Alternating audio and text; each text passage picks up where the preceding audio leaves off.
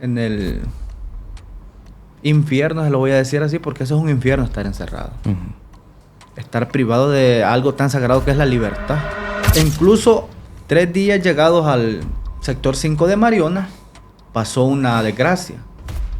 Estaba un compañero de celda dormido y no sé cómo quizás el diablo ya encontró un pedazo de gile pegada debajo de una cama de lata. Y yo creo que el muchacho no era muy cuerdo de la mente y cortó a otro acá del cuello. Le hizo una herida acá, que le dijeron que un poquitito más le hubiera cortado la yugular.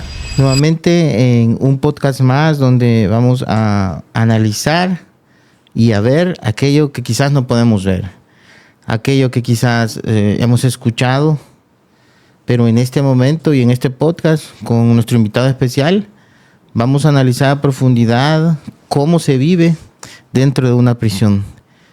Es una situación extrema, de alta complejidad, un lugar donde las condiciones se ponen bien difíciles para comer, para vivir, para estar, pero aún así tenemos la oportunidad, tenemos el privilegio de hablar a alguien que ha podido salir de allá y nos va a contar y vamos a explorar a través de él, a través de sus palabras, cómo se vive dentro de una prisión. Bienvenido. Muchas gracias. En primer lugar, sabemos que usted es una persona de éxito y lo podemos catalogar así porque ha logrado salir de una circunstancia complicada, de una forma de vida complicada, y eso no le ha afectado en la actualidad. Y eso para mí es de gran valor y pesa mucho porque muchas veces las personas que están dentro de ese mundo, ¿verdad?, de una prisión, de alguna manera se les hace muy difícil salir de ahí. Sí, y aunque estén afuera, siguen estando ahí. Siguen atrapados. Siguen atrapados tal vez en la mente o algo. Y yo he visto que usted en su caso no. Pero quisiera que nos narrara más o menos cómo se vive dentro de una prisión. ¿Qué es lo que se tiene que hacer para estar bien? ¿Y qué pasa si uno no hace esas cosas? Bueno, primeramente... Bienvenido. Muchas gracias. Primeramente, como le decía, lo difícil de una prisión a veces no es la prisión, simplemente es lo de afuera, lo que uno ha dejado afuera. Primeramente eso, los pensamientos, los recuerdos, que aquellos que tienen hijos la pasan fatal. Yo tuve compañeros de celdas que ellos lloraban, que mi hijo, ellos no se preocupaban por la mujer. No, mi hijo decía, que mi hijo. Incluso había uno que decía que escuchaba hablar al niño. Él se rompía y decía que había dejado un niño de 1 año, que había sido poco lo que había convivido con él, y hasta lo escuchaba hablar en su mente. Ya psicoseado él, tenía un problema muy grande ya, y que tenía unos pocos meses de encierro. ¿Y lo consideraban a él que no estaba de acuerdo ya? Es que él, en la misma desesperación del encerramiento y el extrañar a los seres queridos, lo hacía escuchar hablar al niño. Entonces nosotros le decíamos, tranquilo, que esto ya va a pasar, que tranquilízate. Pero para un padre es muy difícil. Había muy casos difíciles. Sí, demasiado. Como le repito, no es por la mujer, que cualquiera dice que por mi mujer, no, eso es por el hijo. Y pues ese es uno. Ya se vienen los términos de la alimentación, que eso es lo más fatal. Nosotros llegamos al penal de Mariona cuando estaba el régimen en lo más duro, en los primeros días. 2 tiempos de comida nos daban. Solo frijol, licuado y 2 tortillitas de unas delgaditas que usted la levanta y la pone a la luz, traspasa. Delgadita. Ese era el sustento. 2 tiempos por día. Fatal. No se alcanzaba a llenar. No. Daban un topper para 2. Con el poco de frijoles licuados y las tortillitas. Hay uno solo. Tenía que medio untar la tortilla y ahí pasar. Ir viendo cómo le daba mentiras al estómago. Ese fueron los primeros días. Ya después, con el pasar del tiempo, ya habilitaron el tercer tiempo de comida. Y ya eran macarrones con arroz. Pues el hambre creo que uno lo hace pues sí, lo hace topar. Y a comer, pues de todas maneras, sea lo que sea. Eso era de todos los días. ¿Se compartía la comida o había pleitos por la comida? No, la comida allí la respetábamos. El tiempo de comida, el momento que la comida llegaba, uno lo respetaba como a nada. Uno respetaba su ración, su plato. Ya iba contada ya tantos reos hay en la celda, ahí iba el número de topper, ya para cada uno. ¿No habían problemas con la comida? No. Nadie se pasaba de listo. Incluso, como siempre, en dado caso, hay personas que se creen más que otras, que son bastante, como les digo, machistas. No, ellos respetaban. Ellos decían que la comida era sagrada y había que respetarla. Bueno, ya cayendo en cuenta, en el infierno, se lo voy a decir así, porque eso es un infierno, estar encerrado. Estar privado de algo tan sagrado que es la libertad. Uno ya se empieza ya, quizás el encierro, la humedad, que a uno no le da la luz. Si uno alcanza a ver la luz, era por una pequeña hendidurita de la lámina a la pared, en el módulo que nosotros estábamos en Mariona. Si nosotros dábamos cuenta que quizás era tal hora, por la hora de comida. No, porque uno no sabe. No sabe cuántos días han pasado, ni qué día es. No, uno pierde la noción. Pierde la noción del tiempo. Sí. Entonces ya empezábamos a sentir como una picazón en el cuerpo, enfermedades de la piel, hongos en los pies, en las manos, divieso, enfermedades desagradables, porque el mismo aglomerado de personas en la celda provocaba una suciedad. Como hay personas limpias y hay personas sucias en todos los lugares. Entonces ya empezábamos a sentir ya las enfermedades. Que recién llegados a Mariona los dio una tos desagradable. Una tos a todito. Quizás porque allí el agua cae hirviendo, se lo voy a decir así. El agua cae caliente. Uno no se la puede echar en el cuerpo tranquilamente porque siente que lo quema. El agua cae y esa hay que tomar. De la misma agua que cae para bañarse, uno tomaba del chorro y caliente. Y yo creo que eso nos dañó la garganta todito. Porque todos pasamos por una tos bastante fuerte. Y costó que se nos quitara. ¿Compañerismo había aún en todas esas circunstancias así difíciles? Sí, ¿No había pleito entre ustedes? No. Habían personas que quizás por lo mismo del encierro y la frustración, perdían, que ya se sentían topados, lo voy a decir así. Sí hubieron pleitos a veces, pero mínimo, entre dos personas. ¿El encierro hace que el tiempo vaya más lento? Eso es cierto. Los primeros días, sí. Ya después se acostumbra. Se adapta. Como los decían allá, se van a acoplar. Bueno, decían nosotros no sé cuándo, pero sí. Ya con los días empezábamos a experimentar que sí. ¿Cómo en cuántos días se acopló usted o se acoplan la mayoría de personas?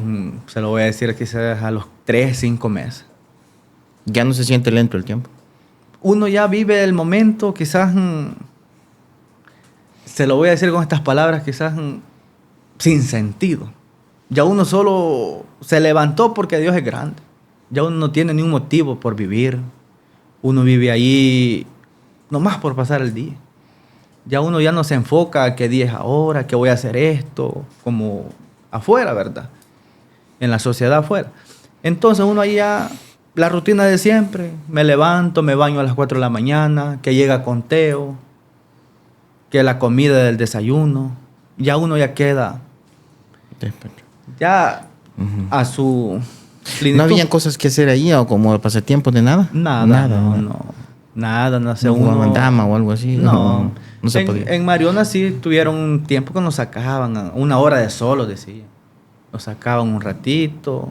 Para uno era la gloria salir a ver la luz del sol en el día.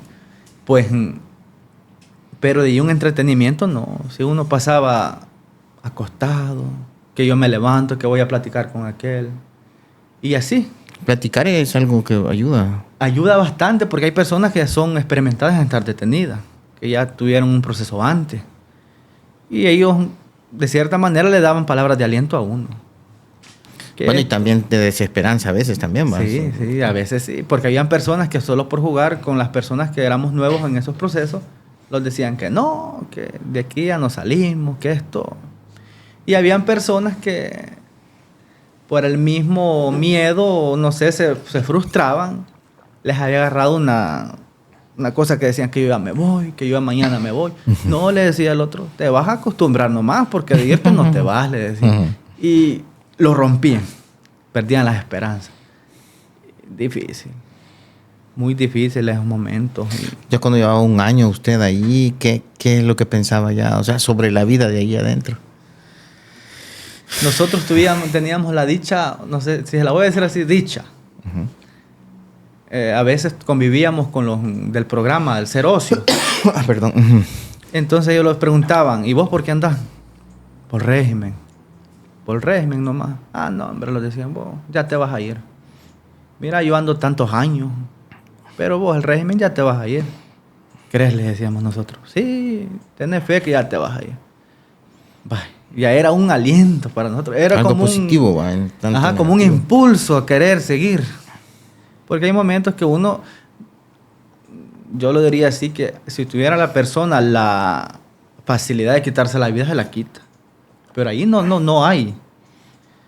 Pero si tuviera la facilidad de quitársela... ¿No hay vida o no hay forma de quitar? No hay forma de querérsela quitar. Tal vez porque le decía uno al custodio, si a tal persona le pasa esto en la celda, a todita la celda se le va a hacer.